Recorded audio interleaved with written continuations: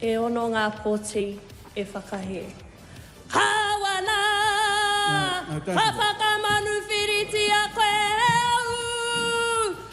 kamate, kamate. This dude's face has got to become a meme. Like, holy just doing that. Like, you know, he just wanted to stand up and be like, order, order, silence, sit down. Oh my God, there's more of them. Beautiful. So we're turning to New Zealand for a little bit. Our friends on the other side of the world.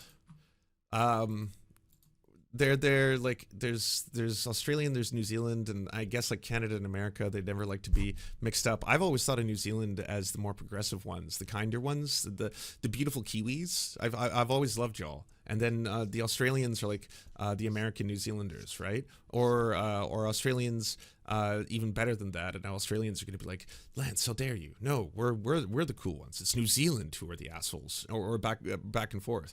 But New Zealand looks beautiful. Always been a big fan. You know, it's a wonderful place. Like most places, Canada included, they have a very, very difficult relationship of colonization of their indigenous population. The Maori people are probably a group of indigenous folk that a lot of people in the West know about, though, for a number of reasons. I mean, the things you're about to see, but this is an explainer video as to what the situation is there before I show you the awesome moment in Parliament that took place. Almost on the same day this beautiful karawa died, the ACT Party introduced its Treaty Principles Bill to Parliament. A bill the Waitangi Tribunal described as a solution to a problem that does not exist. Now, I have thoughts about that. Politicians who disagree with the findings are slamming the tribunal as activist. Bit over dramatic after all. The whole point of the tribunal is to make recommendations around potential Crown breaches of Te Tiriti and its principles. ACT's bill would dictate how the tribunal might hold the Crown to account and deny Maori what Te Tiriti reaffirmed, tino rangatiratanga. So what is the problem this bill is intended to fix? That's the thing I keep coming back to. Just one of the reasons the bill is highly radical. David Seymour insists his bill provides the basis for a national conversation about the treaty. But it won't, because its starting point is fundamentally flawed. A genuine conversation cannot be had when a minor political party unilaterally rewrites the treaty with a set of principles which distort the original text and meaning. Then the Crown rolls out a process which deliberately excludes its actual treaty partner, tangata whenua. It's not the treaty principles that have led to recent divisions, it's the dishonourable behaviour of the Crown. Nothing about the process or the bill itself is fair, balanced or accurate. Anyone who knows anything about Te Tiriti understands it represents a unique constitutional relationship. It's never been about race. It was an international agreement between Rangatira, representing Papua New Guinea, and Hobson, representing the English Crown. Throughout history, and again in recent decades, thousands of Maori and a growing number of tangata tiriti from all walks of life have taken part in lively, proactive, provocative and imaginative conversations about Te Tiriti, informed by research, a genuine debate around how to make Te Tiriti work in contemporary Aotearoa, imagining different models based on shared values. It's exciting stuff. This exercise the Crown is undertaking is not. As the tribunal wrote in its second report, the progressing of this bill is having serious impacts on the relationship between the Crown and Maori. But the bill, if enacted, would kill that relationship. New Zealanders have been told that a promise to a minor party in a coalition agreement takes precedence over the founding document of this country. Let's see if those who purport to represent the Crown in this tiriti relationship will do the honourable thing, just like Bob Gillies did all his life. Poor Marie. So that's a little summary as to what's going on. There's protests going down all over New Zealand right now, a combination of Indigenous folk as well as supporters and allies who are outraged by this. They're blocking bridges, they're blocking roadways. It's like, if you look it up right now, you'll see that, you know, across the country, it's kind of lit a firestorm. And one of the most beautiful things about this is not only the solidarity that you're seeing between a lot of people who don't want to see, again, a minority party in a parliamentary setting try and pass something through, you know, the Crown, essentially aiding them to try and do something that is not necessary, especially for the relationship between Indigenous folk and New Zealand in one of the, again, post-British colonist states. That brings us to Parliament, which is what made me find out about this in the first place. In the middle of a vote. So, this is what took place yesterday in New Zealand Parliament, and it is one of the most metal things I think I've seen. In the middle of a vote. Mr. Speaker, I call that a personal vote. No, sit down. We're in the middle of a vote. The ayes have it.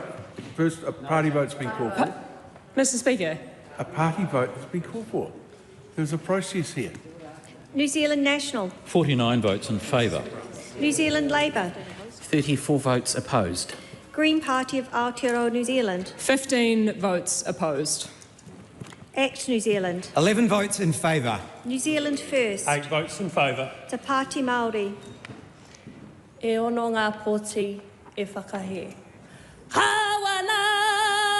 No, don't do Ka that. whakamanu whiriti a koe au! A kamate, kamate,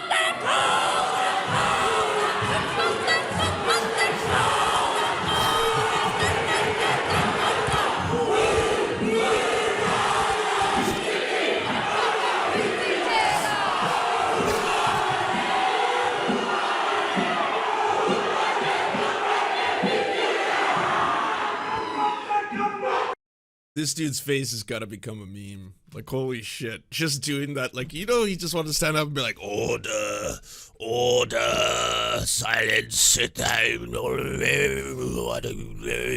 my God, there's more of them.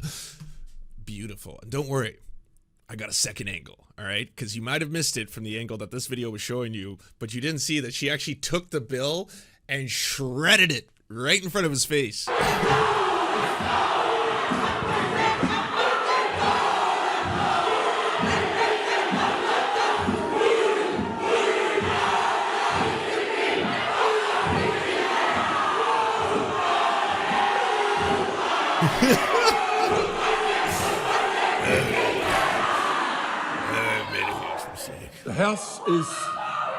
The House is suspended until the ringing of the bells. The gallery is to be cleared. Flee!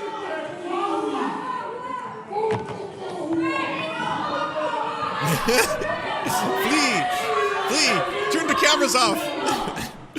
Cut the cameras! By the way, spread this shit. I'm serious. Spread it on social media. Like this is the kind of stuff that inspires people globally. I want to see more of this kind of stuff. I want to see people being like, fuck you, no. This bill, which clearly does not have majority support, trying to get pushed through by the Crown, as described by Indigenous groups, it's going to be a solution to a problem that does not exist, right? Now, let us see a much better angle.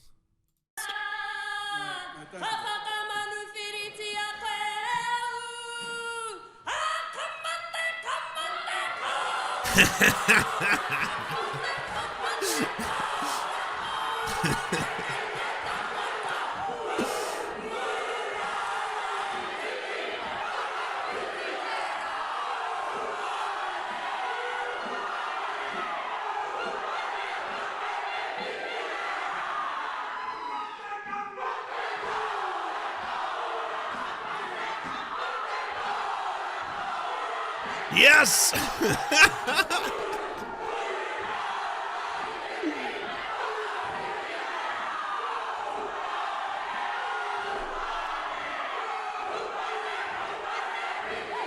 I feel just like Canada that there's mixed race people as well, because, like, you know, there's people I did not think would be jumping up and doing the dance. This is the haka dance, right? You know, kind of just either in solidarity or maybe because they, you know, have ancestry as well. But, like, you could see early on when the vote, there was the conservative parties and the far right parties in the parliament. They were the ones who were like in favor. Yes, 34 votes in favor, 18 votes in favor. And then you can see the left, liberal, and the further left parties being the ones like no, no, no. And then obviously it's the Maori representation that started the dance. So yeah, I'll share this because I want everyone to be able to share this around. But this shit is inspiring to see as well. Not just because, like, I'm not saying like the solution to all of our problems is to disrupt Parliament and not make Parliament effective. Everyone should just be screaming and yelling and dancing in Parliament. No, but it's honestly to do protests like that actually disrupt the system and cause this to just to see, like, do not realize sometimes just like how everything is supposed to be status quo. Everyone wants brunch. Everyone wants everything to remain normal. And I know these are not the same issues as the same issues that concern us domestically. Every country has its own issues and its own relationship with Indigenous people. But sometimes just that idea that, hey, we're going to try and make something pass. Like Brexit, for example, that passed with a very small amount of the population having voted for it because a large amount of the population was misinformed, in large part due to people like Steve Bannon and Cambridge Analytica, in part due to people like Nigel Farage, who successfully ran campaigns, and those campaigns got everyone to be really, really upset or scared, and so a small minority of people who were voting for that voted very, very in favor of something, but it just even then barely passed. But it's one of those things where you got to keep everyone relatively misinformed. You can't do that if there's disruption, though. You can't do that if there are people who are going to create a moment like this where I wouldn't even be talking today about New Zealand politics. I wouldn't have even known that these protests were going on because, again, in Canada, all the way over here, this is not being pushed in our mainstream media. This is not being pushed to the forefront of our newspapers. We don't hear about these mass Indigenous protests that are taking place on the streets in a country that far away because they're way more concerned with talking to us about how there's a new fucking McRib or you know, there's a new Diet Cola coming out with now vanilla lemon flavor, some shit like that. That's the stuff that's going to be like flooding, you know, a lot of our socials. So it's really fucking exciting to see stuff like this because, again, it can actually help. People when they share it get inspired and be like, yes, direct action can have an effect. Theatrics can have an effect. Protests can have an effect. Music and songs and dancing and Indigenous culture can have an absolute effect.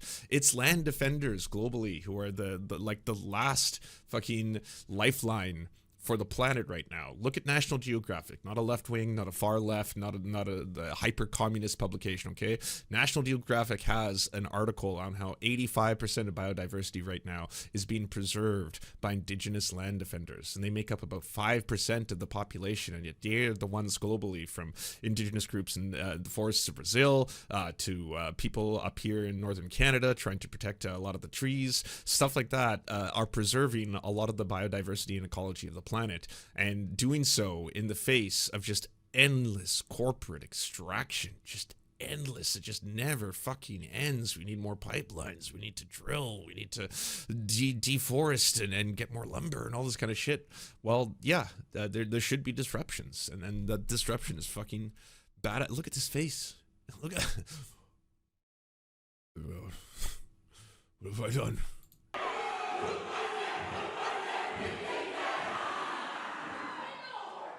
The House is... And honestly, the best part about this is just seeing how many other people just got up. Like, I didn't expect to start seeing out of the corner here, boom! And then in the back rows, fucking boom! Boom! Boom! Hell yes. Hell yes. I love it. I love it. Beautiful thing to see. Hey, if you'd like to unlock secret bonus episodes as well as uncensored content, go to patreon.com/The Serfs. This show is produced by Anna Loves Riley, Arian McCarthy, Cheryl Alvarez, Comrade Junkie, Doug Caddy, Everything Important, Hagbard Celine, Jimmy Sombrero, Multimondi, Omni, Political Poppy, Preston Kroll, Quiet 185, Riley and Anna, Roller Dragon, Cernicus, Stellar Gwyn, Sebastian Demel, Travis McClinton, Trincell, Words Greenwood, with additional support coming from all of these amazing human beings right here.